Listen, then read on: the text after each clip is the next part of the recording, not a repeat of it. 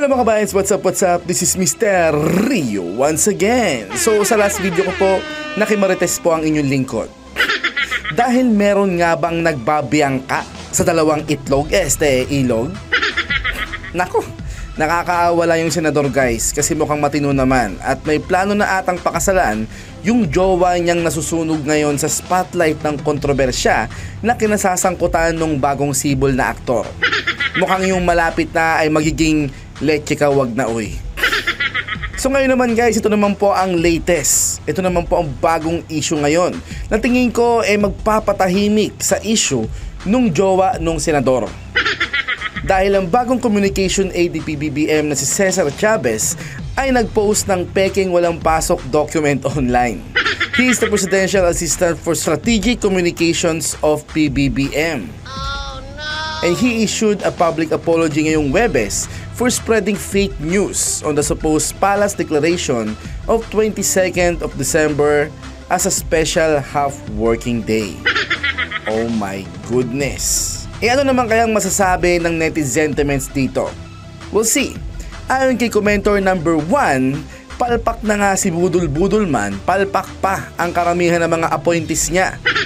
Sa totoo lang, iniwanan ni Digong ang gobyerno ng may maayos na flow na serbisyo sa mga Pilipino. Tama. Pero binaboy lang ng presidente at ng mga palpak na appointees niya. Hashtag Budol is real. Naku, galit na galit si commenter number 1 mga idol. Ano naman kaya masasabi ni commenter number 2? Ayon sa kanya, nakakahiya kayo. Panay incompetent individuals ang inappoint ni BBM. Sa bagay kung gaano ka-incompetent ang leader, ganun din talaga ang gagawin ng mga appointees niya. Well, komento niya yan. Let's respect it.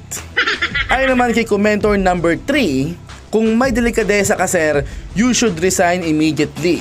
Imagine a person responsible for communications from the president is a fake news peddler. Naku, may point si commenter number 3. Oo nga naman boss.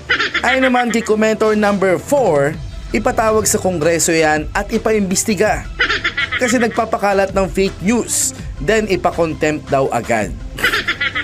Correct ka dyan, commenter number 4. Parang yung ginawa lang nila kina Ka-Eric, diba?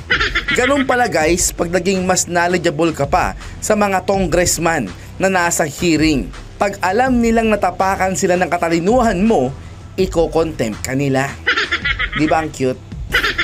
At ayon naman kay commenter number 5, disorganized administration with no leadership and with clueless appointees daw. Correct ka dyan, commenter number 5.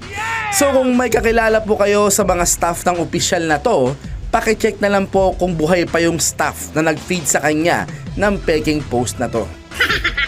So kayo guys, anong masasabi nyo sa isyong sumisiklab ngayon? Ito ba ay false flag issue para matabunan ang issue ng pamamangka ng jowa ng isang senador? O sadyang may mga incompetent lang talaga sa mga appointees ng anak ng legendary president na tinatawag nilang diktador? So for more videos, i-follow nyo lang po ang Mr. Universe page sa Meta at mag-subscribe sa Mr. Rio Official sa YouTube. Maraming salamat mga kabayans.